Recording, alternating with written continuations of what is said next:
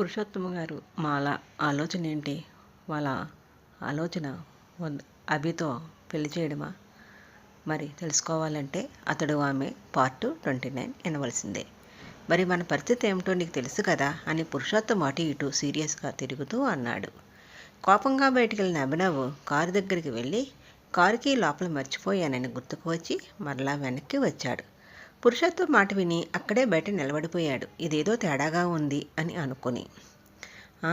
తెలుసు డాడ్, అందుకే కదా అభిని పెళ్లి చేసుకోవాలని అనుకుంది. అంత ఆస్తికి ఏకైక వారసుడు. అతడి వలన మన బిజినెస్ పైకి వస్తుంది. చేసిన అప్పులు అన్నీ తీరతాయి అని ఆశపడ్డాం. కనీసం కాంట్రాక్ట్ మ్యారేజ్కైనా ఒప్పుకుంటాడని అడిగాను, కానీ అది కూడా ఒప్పుకోలేదు. ఈడియట్. ఎంత అందమైన సెక్సీగా ఉండే నా లాంటిది వాడికి దొరకడమే గొప్ప. ఏదో ఆస్తి కోసము వాడు వెంటపడ్డా, కానీ లేకపోతే నేను అంటే 1,000,000 మంది వస్తారు అని పొగరగా అంది మాల. మాలని ఆ వెర్షన్లో ఎప్పుడూ చూడకపోవడంతో వింతగా చూశాడు అభి. ఆ మాలకి వంత పాడుతున్న మాల పేరెంట్స్ని చూస్తే అభినవ్కి అసహ్యం వేసింది. ఫ్రెండ్షిప్ని తనకి కావలసిన విధంగా వాడుకోవాలని చూస్తున్న మాల అంటే చిరాకు, కోపం, అసహ్యము అన్నీ కలగపి వచ్చాయి అభికి. బేబీ, నువ్వు ఏం చేస్తావో నాకు తెలియదు. మరలా అభిని ఒప్పించడానికి ట్రై చేయి. మనీ లేకపోతే అమ్మో నా ఊహకు కూడా నచ్చదు అని రత్న ఫేసు అదోలా పెట్టి అంది.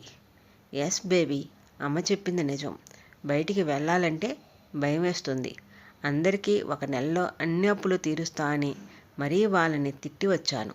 అప్పులన్నీ పోతే ఈ ఇల్లు తప్ప ఇంకేమీ మిగలవు. అభి కాకపోతే మా ఫ్రెండ్ వాళ్ళ అబ్బాయి నేను ఏదో పార్టీలో చూచాడంట. నువ్వు అభిని ఇష్టపడుతున్నావని నేను మాట ఇవ్వలేదు. ఇప్పుడే ఫోన్ చేసి ఆ సంబంధం కాచేసేనా అన్నాడు ఫోన్ తీసుకుంటూ పురుషోత్తమరావు. ఉండండి డాడ్, నాకు మరో ఛాన్స్ ఇవ్వండి. అప్పుడు మీ ఇష్టం. ఇప్పటి వరకు మంచిగా చెప్తే విన్నాడు అని అనుకున్నా. నన్ను వద్దు అని వెళ్తే ఎలా ఉంటుందో చూపిస్తా. స్వప్న అనుకుంటున్నాడు సైలెంట్గా వెళ్ళిపోవడానికి. చూపిస్తా నేను ఏమిటో. ఆడవాళ్ళంటే భయపడేలా చేస్తా అంటూ గుమ్మం వైపు చూసి ఆగిపోయింది మాల. అభిని చూడగానే ఏడుపు నటిస్తూ ఏడవడం మొదలుపెట్టింది. షడంగా ఎందుకు ఏడుస్తుందని ముందు కంగారు పడిన పురుషోత్తం రత్న గుమ్మం దగ్గర అభిని చూడగానే అప్పుడే వచ్చాడు అనుకుని చూడు అల్లుడు అని అభి కోపంగా చూడడంతో ఒకసారి గొంతు సవరించుకొని, చూడు అభి, నువ్వు లేకపోతే ఈ ప్రాణాలే వద్ద చనిపోవాలని చూసింది.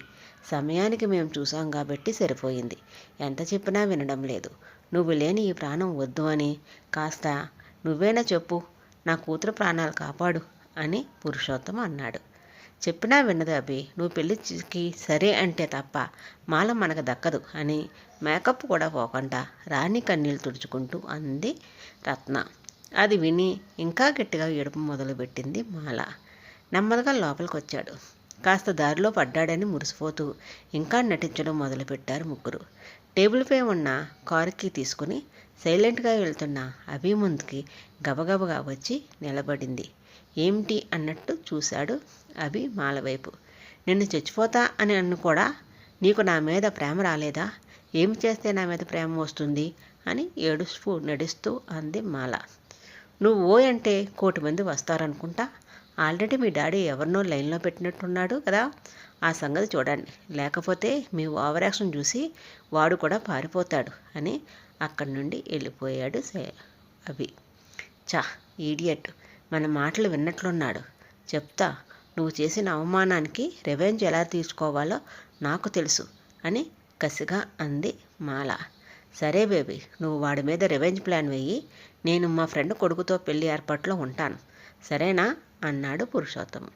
ఓకే డాడీ, మీరు మీ పనిలో ఉండండి, నేను నా పనిలో ఉంటా అని తన గదికి వెళ్ళి ఎవరికో ఫోన్ చేసి మాట్లాడి, అభి నన్నే వద్దు అని వెళ్ళిపోయావు కదూ, ఈ మాల అంటే ఏమిటో చూపిస్తా అని కసిగా అనుకుంది మాల. మాల ఇంటి నుండి వెళ్ళిన అభినవ్కి ఇంటికి వెళ్ళాలనిపించలేదు. ఫ్రెండ్ అనుకున్న స్వప్న ఒక రకంగా మోసం చేస్తే మాల మరో రకంగా తనని ఇబ్బంది పెట్టింది. డబ్బు కోసము ఎంతకైనా దిగజారిపోతారా ఈ అమ్మాయిలు? వాళ్ళకి ప్రేమ మనసు అంటూ లేవా?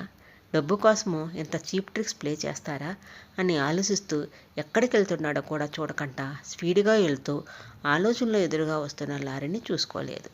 లారీ డ్రైవర్ హార్న్ కొడుతున్నా కూడా వినిపించుకోకపోవడంతో ముందుకు వస్తున్న కారుని చూసి ఆ లారీ డ్రైవర్ కంగారు పడ్డాడు. అభి కారు దగ్గరికి వస్తున్న సమయంలో లారీ డ్రైవరు లెఫ్ట్ టర్నింగ్ తీసుకుని పక్కకు వెళ్ళాడు. అమ్మయ్య, గండం గడిచింది అని ఊపిరి తీసుకునే టైంకి వెనక నుంచి పెద్ద సౌండ్ వినిపించి లారీ ఆపి చూశాడు లారీ డ్రైవరు.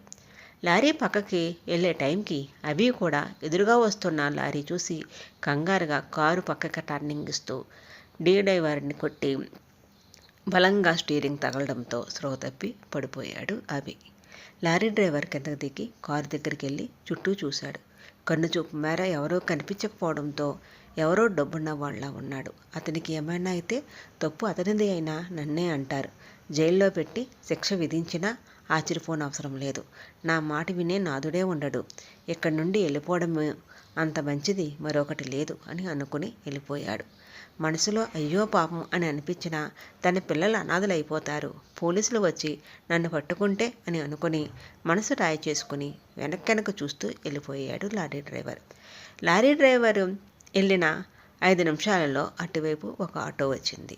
సార్, ఏదో యాక్సిడెంట్ అనుకుంటా, తాగి డ్రైవ్ చేసినట్టున్నాడు అని స్లో చేస్తూ అన్నాడు ఆ ఆటో డ్రైవర్. ఆటో డ్రైవర్లు అనుకున్న అతనితో, ఆటో ఆపు, ప్రాణాలతో ఉన్నాడేమో చూద్దాం, ఉంటే హాస్పిటల్లో జాయిన్ చేద్దాం, లేకపోతే పోలీసులు ఫోన్ చేద్దాం అని అన్నాడు అతను. మనకెందుకు సార్, లేనిపోని తలనొప్పి, వాడు ఏమైనా అయితే మనం పోలీస్ స్టేషన్ చుట్టూ తిరగాలి, మనకు అవసరమా చెప్పండి అన్నాడు ఆటో డ్రైవర్.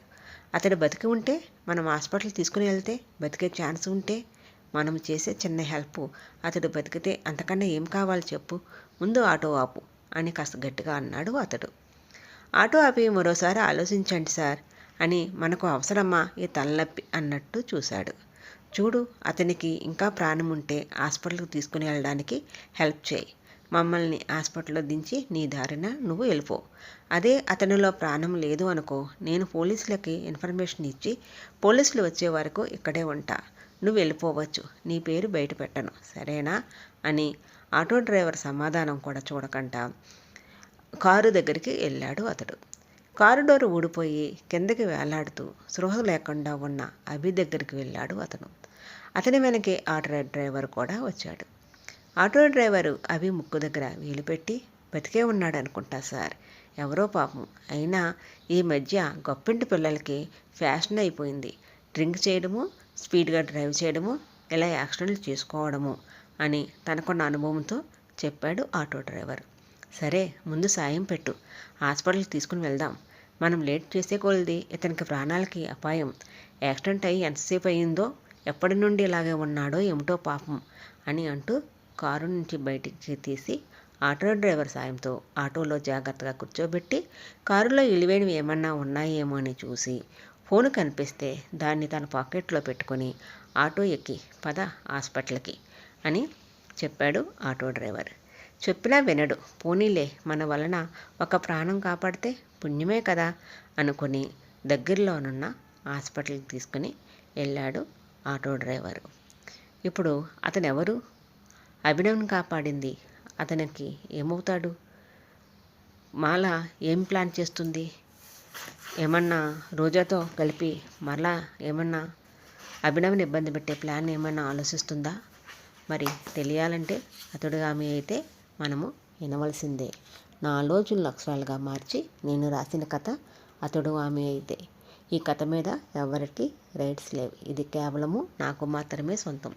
వీడియో నచ్చితే లైక్, షేర్, కామెంట్ చేసి ఛానల్ని సబ్స్క్రైబ్ చేయండి friends. Thanks for watching. Thank you so much friends.